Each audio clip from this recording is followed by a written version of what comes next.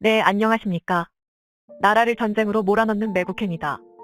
요새 대한민국이 미국에 10만 발의 포탄을 수출한 것을 두고 말이 참 많습니다. 우리가 쓸 탄약도 없는데 10만 발이나 되는 탄약을 수출해서 우리와 사이가 좋은 러시아를 자극할 필요가 있냐는 겁니다. 참 그럴듯한 말입니다. 그러나 국제정세를 고려할 때 이런 주장은 그리 현명하다고 보기 어렵습니다.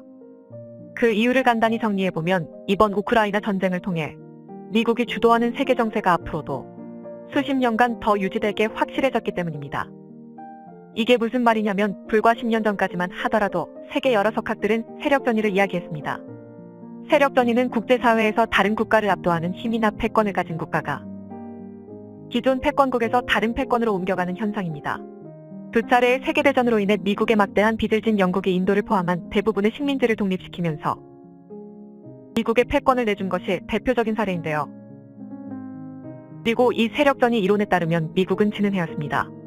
이라크 전과 아프간 전에서의 처참한 실패와 리먼 브라더스 사태로 미국이 크게 추락한 반면 러시아와 중국은 각기 천연자원과 인구를 앞세워 크게 발전했기 때문입니다. 이로 인해 국내에서 한때 중국어 열풍이 불기도 했는데요. 그런데 중국의 부상과 러시아의 부활을 주장하던 학자들의 예상과 달리 미국의 유일 패권은 아직도 견고합니다.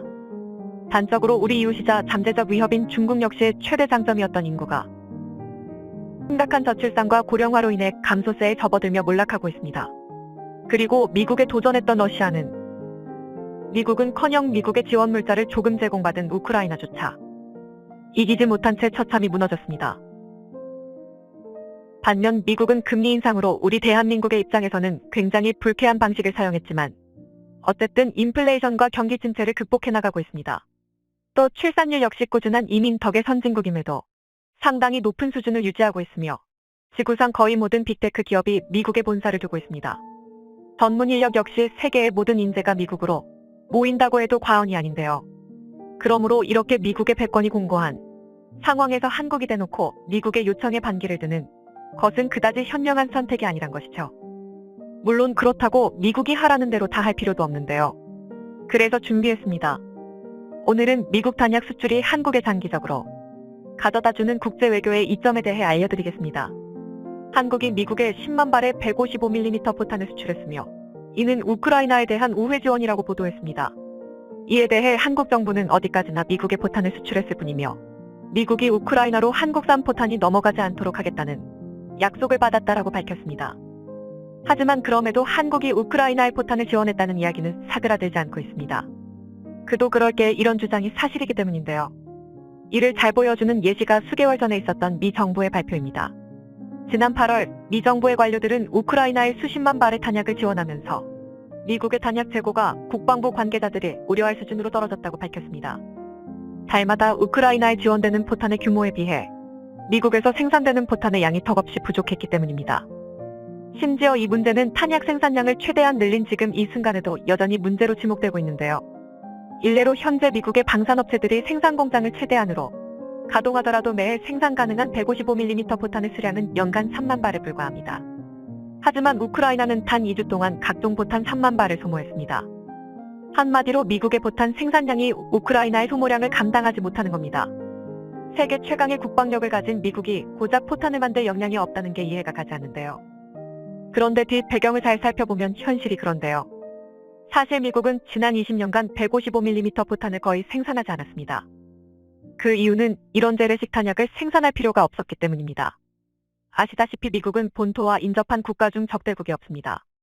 그리고 세계 각지에 퍼져있는 미군은 한자리를 지키며 방어를 하는 군대가 아니라 언제 어느 때든 적을 쳐부수기 위해 미친 듯이 기동하는 군대입니다. 이 때문에 미군은 자주포나 곡사포보다는 항공폭격과 전투헬기를 이용한 항공 지원을 선호합니다. 특히 아프간에서 이런 경향이 강했습니다. 곡사포병은 산맥에 가로막혀 제대로 적을 공격할 수 없었습니다. 반면 헬파이어 미사일을 쏟아붓는 아파치 공격 헬기나 MQ-9 리퍼 같은 무인기와 미군이 자랑하는 F-15, F-35 등 각종 전폭기들을 입체적으로 기동하면서 미군이 원하는 순간에 원하는 화력을 제공할 수 있었는데요. 그래서 미군은 거의 사용하지 않는 곡사포탄인 155mm 포란을 생산하지 않았습니다. 당연히 생산시설 역시 꾸준히 축소됐는데요.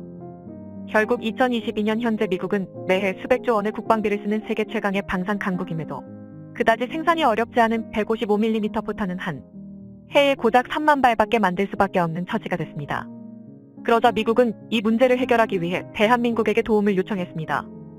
대한민국의 엄청난 포탄 재고와 생산력이라면 미국이 우크라이나에서 소모한 막대한 탄약 재고를 메울 수 있다고 생각했기 때문입니다. 그도 그럴 게 현재 대한민국 국군이 보유한 155mm 포탄이 수량은 수백만 발에 달합니다. 또 매해 미국이 생산할 수 있는 수량의 몇 배에 달하는 막대한 포탄을 생산할 수 있는데요. 그 증거로 2014년 10월 국정감사에서 밝혀진 바에 따르면 2000년부터 2020년까지 대한민국 국방부는 무려 210만 발이 탄약을 주문했습니다. 그리고 주문대로 생산이 진행됐습니다. 대략 한 해마다 10만 발 이상의 포탄을 생산했는데요. 그러니까 대한민국이 한 해 동안 생산하는 155mm 포탄이 양이 미국의 연간 최대 생산량의 3배에 달한다는 겁니다. 그런데 더 충격적인 건 실제로 대한민국 방산업체가 생산한 포탄이 수량은 그보다 훨씬 많습니다. 그 증거가 바로 튀르키예인데요. 2022년 11월 현재까지 10년이 넘도록 이어지고 있는 시리아 내전에서 튀르키예군은 대한민국의 K9 자주포를 라이선스 생산한 T-155 프레트가 자주포로 시리아 정부군을 맹타했습니다. 그리고 그 과정에서 튀르키예군이 사용했던 포탄 중 상당수가 한국산이라는 사실이 드러났습니다. 즉 우리 기업들이 튀르키예의 포탄을 수출한 겁니다. 이는 달리 말해 우리 기업들이 무려 10만 발의 포탄을 군에 납품하면서 별도로 포탄을 수출할 수 있을 정도로 어마무시한 생산력을 가지고 있다는 뜻입니다. 이를 입증하듯 얼마 전 있었던 폴란드와의 방산 계약에서도 세부 항목으로 K9 자주포가 쓸 포탄을 한국에게 공급받기로 했습니다. 이처럼 한국은 우크라이나 전쟁에 필요한 탄약을 제공할 역량이 충분히 있는데요. 그래서 미국은 재고가 빠르게 감소하는 포탄을 한국에게 수입할 재고를 메꾸고 메꿔진 그 재고만큼 다시 우크라이나에 이제 포탄을 공급하는 돌려막기로 우크라이나를 지원하려 했고 한국은 이에 응했습니다. 그런데 이게 한국에게는 상당한 이점이 됐습니다. 우선 먼저 돈이 됐습니다. 사실 우리 군이 보유한 수백만 발의 탄약은 대한민국의 강력한 국방력을 보여주는 상징임과 동시에 엄청난 골칫덩입니다. 원인은 막대한 노후 탄약 때문인데요. 사실 우리 포병은 탄약의 재고가 엄청난 만큼 매해 생겨나는 노후 탄약의 수량도 어마어마합니다. 훈련으로 탄약을 아무리 소모해도 재고가 워낙 크다 보니 쓰지 못하는 탄약이 생기는 겁니다. 그런다고 생산량을 줄일 수도 없습니다. 전시 비축분을 유지하려면 꾸준히 일정 이상의 포탄이 생산돼야 하는데요. 그래서 이 문제로 나가는 예산이 상당했습니다. 그런데 미국이 한국의 재고 탄약을 구입하면서 이 고질적인 문제가 크게 개선됐습니다. 낡은 탄약을 미국에 넘기고 미국에 받은 달러로 새 탄약을 채워 넣을 수 있게 됐기 때문입니다. 그런데 이렇게 포탄의 노후화 문제가 해결되자 새로운 문제가 터졌습니다. 한국이 미국에 포란을 수출한다는 이야기를 들은 러시아가 한국에게 우호 관계가 완전히 끝장날 것이라며 협박을 한 것입니다. 이 때문에 일각에서는 러시아와의 관계를 염려해 포탄 수출을 중단해야 한다고 난리를 쳤는데요. 미국과 중러가 대립하는 신냉전에서 함부로 미국의 편을 들다가 대한민국이 피를 볼 수 있다는 겁니다. 이런 걱정은 충분히 이해가는 말들입니다. 하지만 적절한 판단은 아닙니다. 싸움의 승자가 명확하지 않다면 중립을 지키는 게 맞지만 승자가 아주 분명한 상황에서는 오히려 승자편을 확실히 도와주는 게 국익에 이롭기 때문입니다.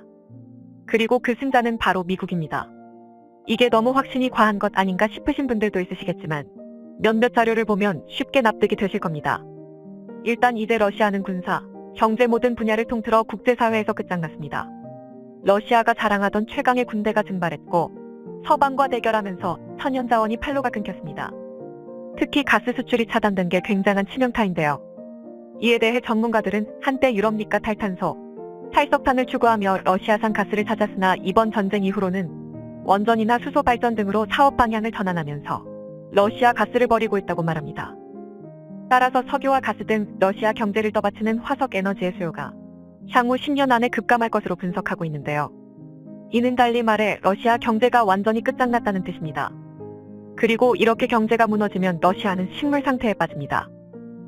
서방에 계속되는 제재와 수출의 급감, 청년 인구의 전멸로 그들이 자랑하던 군대를 복원하기는커녕 국민들에게 제공해야 할 기본적인 의식주조차 유지하지 못한 새 커다란 제2의 북한이 되고 말 겁니다. 그리고 이건 중국도 마찬가지입니다. 인구학자들은 중국이 이미 코로나 사태를 전후로 세계 최대 인구대국의 자리를 인도에게 내줬으며 장기적으로 인구 감소와 노령화를 이겨내지 못하고 중진국 함정에 빠져 무너질 것이라고 확신하고 있습니다. 이를 근거한 인구 통계를 보시면 더 확실하게 아실 수 있는데요. 그래서 거리튜브가 2022년 7월 공개된 UN 인구 예측에 나온 합계 출산율을 바탕으로 간단한 그래프를 만들어 봤습니다. 그런데 그 결과는 상당히 놀라웠습니다. 보시다시피 중국인 빨간색의 합계 출산율은 2018년을 기점으로 급격히 추락하면서 미국인 주황색에게 크게 밀렸습니다. 중국의 출산율은 세계 최저 출산율로 악명이 높은 대한민국보다 낮아졌습니다.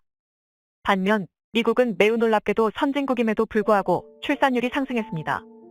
꾸준한 이민과 전 세계의 엘리트들의 유입이 큰 역할을 했는데요. 이런 추세가 계속된다면 다음 수십 년 안에 미국과 중국의 인구가 역전될지도 모를 정도입니다. 그리고 아마 그렇게 될 것이라고 국제 전문가들은 분석하고 있습니다. 왜냐하면 중국과 미국의 합계 출산율은 무려 1992년부터 미국이 중국을 압도했기 때문입니다.